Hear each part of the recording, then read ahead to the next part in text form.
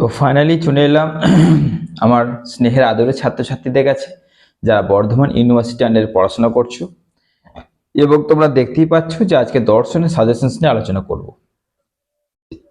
Most probably যেটা আমি target দিয়েছিলাম আমার ছাত্রছাত্রীদের, যে টার্গেট দিয়েছিলাম যে তোমরা কমেন্টে ভরিয়ে দেবে আর আমাকে কল করবে, এই দুটো কাজ তোমরা বরাবর সুন্দর করে করেছো।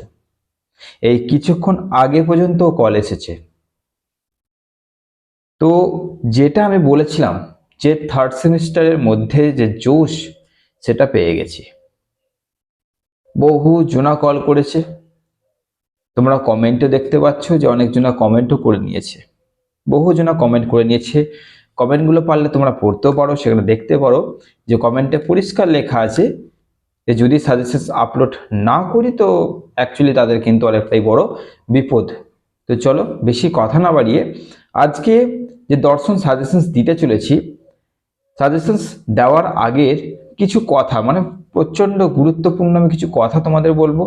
আর হ্যাঁ, এই হচ্ছে তোমাদের প্রশ্নপত্র আমার হাতে যেটা রয়েছে। এই প্রশ্নপত্রের মধ্যে এমন কিছু টেকনিক্যাল জিনিস লুকিয়ে আছে যেটা তোমাদের আজকে কিন্তু আমি শেয়ার করব। ওকে, এইটা কত সালের প্রশ্নপত্র এবং কেন এটা আমার হাতে রয়েছে এবং এর মধ্যে এমন কি জিনিস লুকিয়ে আছে যেটা তোমরা এখনো পর্যন্ত হয়তো ফলো করোনি, এবং যেটা ফলো যদি করা যায় তাহলে তোমাদের দর্শনে আরামসে ভালো নাম্বার উঠে যাবে। 5 নম্বর তো তোমাদের চোখ বন্ধ করে উঠবে। তো চলো দেখে নি আজকের সাজেশনস, এবং সাজেশনসের আগে এই প্রশ্নের মধ্যে লুকিয়ে থাকা সেই ইম্পর্টেন্ট টেকনিকেই বলতে পারো বা কোন রকম কৌশল বলতে পারো। চলো সেটা দেখে নি কি আছে সেটা।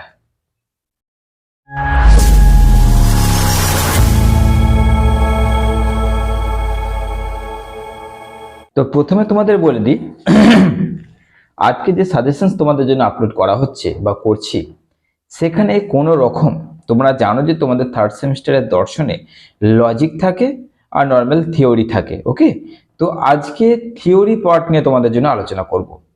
এই থিওরির মধ্যে আমি লজিকটা কেন ঢোকাচ্ছি না তার পেছনে যুক্তিসঙ্গত কারণ তোমাদের আলোচনা করি।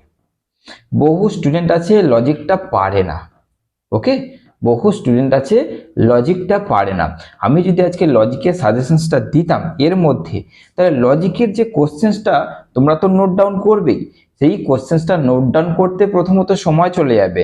2 নম্বর, লজিককে করতে গেলে যারা জানে না তাদেরকে লজিকের আগে রুলস অর্থাৎ নিয়ম জানতে হবে। নিয়ম জানতে গেলে তোমাদের একটা সময় অপচয় হবে। যেহেতু সময়টা কম আছে তাই তোমাদের আমি আগে থিওরিটা আপলোড করলাম।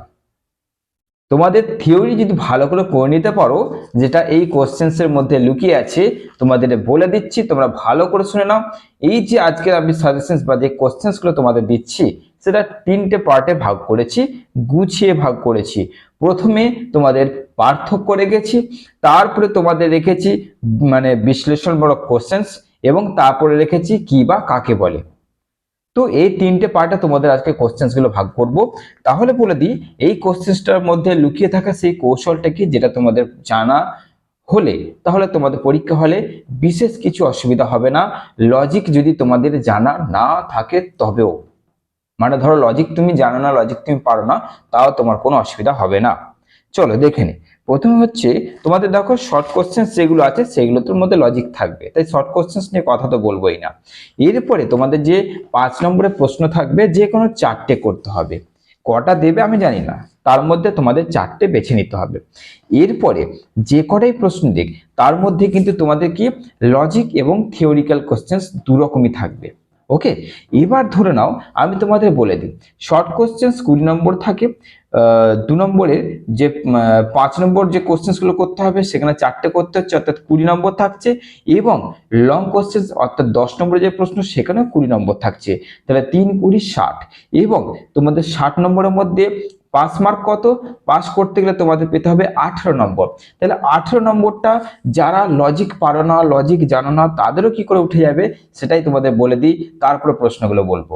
দেখো তোমাদের প্রথমে 18 নম্বরটা আমি থিওরিক্যাল কোশ্চেন্সের সাহায্যে তুলে ধরছি, যে তোমরা কি করে 18টা আরামসে পেয়ে যাবে। হ্যাঁ, তবে কিন্তু ভালো করে লিখে আসতে হবে, তবেই কিন্তু ওকে। কারণ 10-এ 10 দেবে এটা কিন্তু সম্ভব নয়।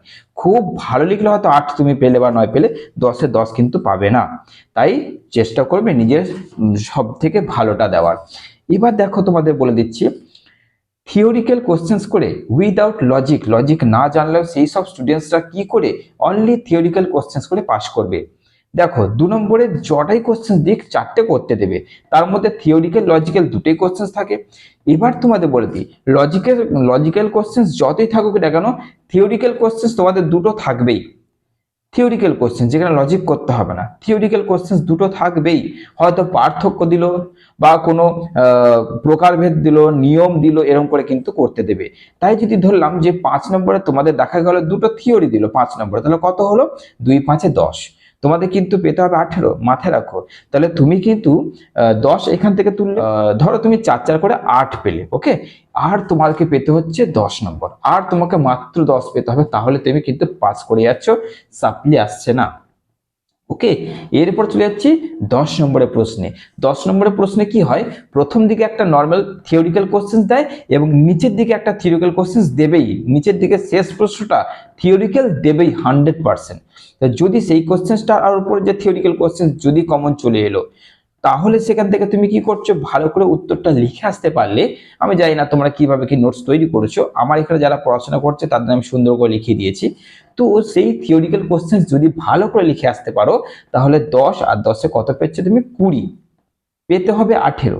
ওকে, 10 আর 10-এ তুমি পাচ্ছ 20। মানলাম চলো 10 নম্বরের কমন তোমার এলো না, 10 নম্বরে একটা ধরে পেলে, তাহলে তুমি 10 জায়গায় তুমি 8 পেলে, তাহলে তুমি এই দিকে 8 পেয়ে রেখেছো, আর 8 8-এ 16 হচ্ছে, আর মাত্র 2 পেতে হবে।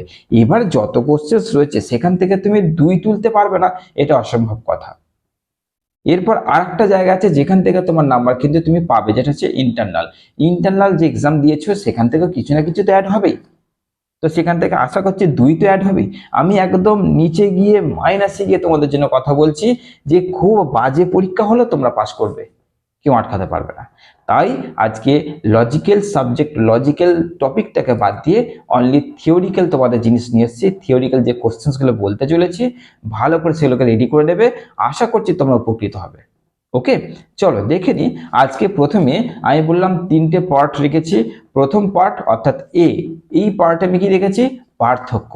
যে পার্থক্যগুলো বলছি তার বাইরে একটাও আসবে না। যদি এগুলো রেডি করে নাও, ধরে নাও তোমরা এইখান থেকেই 10 নম্বর কমন পেয়ে গেলে, এইখান থেকেই। মানে এমন ভাবে আমি সাজিয়ে দিয়েছি, এইখান থেকে তোমরা 10 5 দুটোই পেয়ে যাচ্ছ। প্রথম পার্থক্য কি আছে?